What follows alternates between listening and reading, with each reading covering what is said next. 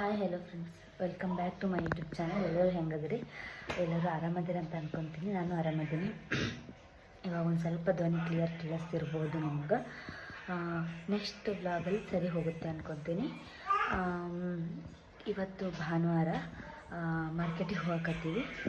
ನಾನು ರೆಡಿ ಆಗೀನಿ, ಮಕ್ಕಳು ರೆಡಿ ಆಗ್ಯಾರ, ನಮ್ಮ ಮನೆಯವರು ರೆಡಿ ಆಗಕತ್ತಾರ. ಇನ್ನೇನು ಹೊರಡೋದಷ್ಟೇ ಬಾಕಿ. ಬರ್ರಿ, ಏನು ತಗೋತೀವಿ, ಎಲ್ಲಿ ಹೋಗ್ತೀವಿ ನೋಡಿರ್ಬೇಕು. ಇದಕ್ಕಿಂತ ಹಿಂದಿನ ಬ್ಲಾಗಲ್ಲಿ ತೋರಿಸ್ತೀನಿ, ಬರ್ರಿ. ಓಕೆ, ಬಂದು ಫ್ರೆಂಡ್ಸ್ ಮಾರ್ಕೆಟಿಗೆ ಹೋಗ್ಬಿಟ್ಟು ಏನೇನಬೇಕು ಅದನ್ನೆಲ್ಲ ತೊಗೊಂಡ್ಬರೋಕ್ಕೆ ಫ್ರೆಂಡ್ಸ್. ಇಲ್ಲೆಲ್ಲ ಮೊದಲು ಯಾವುದು ಅಂಗಡಿ ಇರಲಿಲ್ಲ, ಇವಾಗ ಫುಲ್ ಅಂಗಡಿಗಳಾಗ್ಬಿಟ್ಟಿದೆ ನೋಡಿ. ಫುಲ್ ಪಾರ್ಕಿಂಗ್ ಇಟ್ಟಿದೆ. ನಾವು ಯಾವಾಗಲೂ ಇದೇ ಅಂಗಡಿಯಲ್ಲಿ ರೇಷನ್ ಮಾಡೋದು. ನಾವು ಬೆಂಗಳೂರಿಗೆ ಬಂದಾಗಿಂದ. 1/4 kg ಉದ್ದಿನ ಬೇಳೆ ಬಿಡು ಶ್ರಾನು.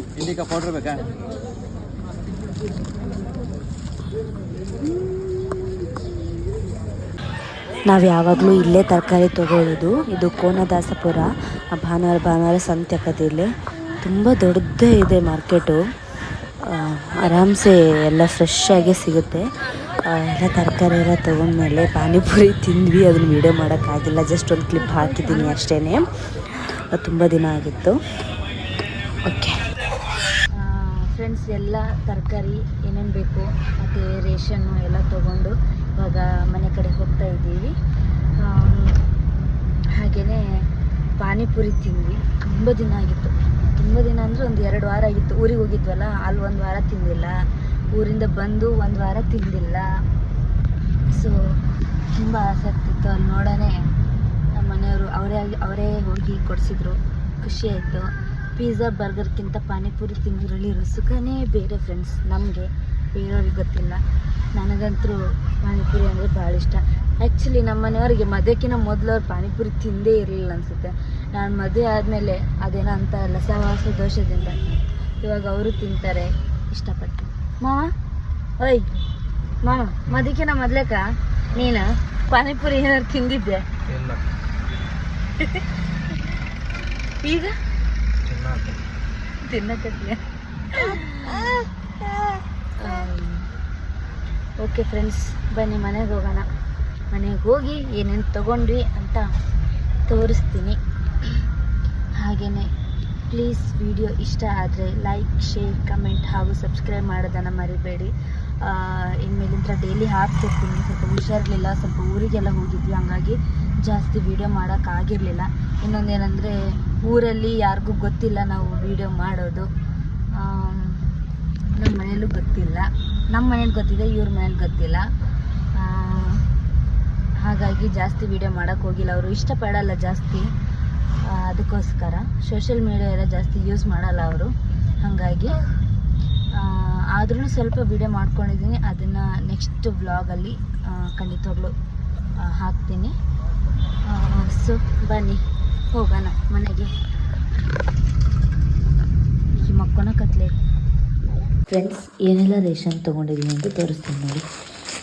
ಗೋಧಿ ಹಿಟ್ಟಿರಲಿಲ್ಲ, 2 kg ಗೋಧಿ ಹಿಟ್ಟು ತೊಗೊಂಡಿದ್ದೀನಿ. And 2 kg palm oil.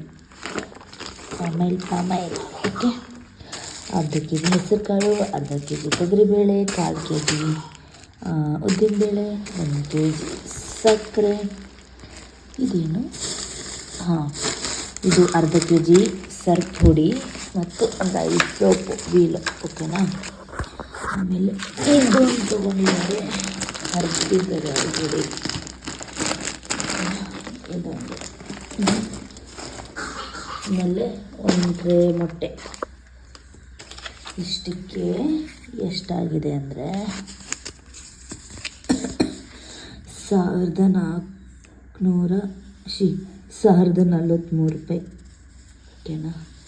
ಇಷ್ಟಕ್ಕೆ ಖಾಲಿ. ಓಕೆ, ಆಮೇಲೆ ತರಕಾರಿ ಏನೇನು ತೊಗೊಂಡು ಬಂದಿದ್ದೀವಿ ಅಂದರೆ ಇದು ಟೊಮೆಟೊ, ಕೊತ್ತಂಬರಿ ಸೊಪ್ಪು ನೋಡಿ ನನ್ನ ಮಕ್ಕಳಿಗೆ ಹಾಕ್ಬಿಟ್ಟಿದ್ದಾರೆ ಆವಾಗಲೇ. ತರಕಾರಿ ಇದೆಲ್ಲ ಹೊಂದಿಸ್ಬೇಕು. ತರಕಾರಿ ಏನೇನು ತಂದಿರಂದ್ರೆ ಅರ್ಧ ಕೆ ಜಿ ಬದನೆಕಾಯಿ, ಇದು ಎಷ್ಟು ಅಂತ ಗೊತ್ತಿಲ್ಲ, ಒಂದು 4 ಬಂದವು, 1/4 ಕೆ ಜಿ ಇರ್ಬೋದು ಮೋಸ್ಟ್ಲಿ. ಇದು 1 ಕೆ ಜಿ ಸೌತೆಕಾಯಿ ತಂಪಲ್ಲ ದೇಹಕ್ಕೆ, ಅದಕ್ಕೋಸ್ಕರ ನಮ್ಮ ಮನೆಯವ್ರಿಗೆ ಗಾಡಿಯಲ್ಲಿ ಹೋಗ್ತಿರ್ತಾರಲ್ಲ ಅದಕ್ಕೋಸ್ಕರ. ಆ್ಯಂಡ್ ಕ್ಯಾಪ್ಸಿಕಮ್ ಅರ್ಧ ಕೆ ಜಿ, ಮತ್ತು ಬೀನ್ಸ್ 1/4 ಕೆ ಜಿ. ಇಷ್ಟಕ್ಕೆ 180 ರೂಪಾಯಿ. ಟೊಮೆಟೊ ಮತ್ತು ಕೊತ್ತಂಬರಿ ಸೊಪ್ಪಿಗೆ ಎಷ್ಟಂತ ಗೊತ್ತಿಲ್ಲ ನನಗೆ, ಅದು ಮತ್ತೆ ತೊಗೊಂಬಂದಾರೆ ನಮ್ಮ ಮನೆಯವರು. ಸೊ ಇಷ್ಟು ಓಕೆನಾ.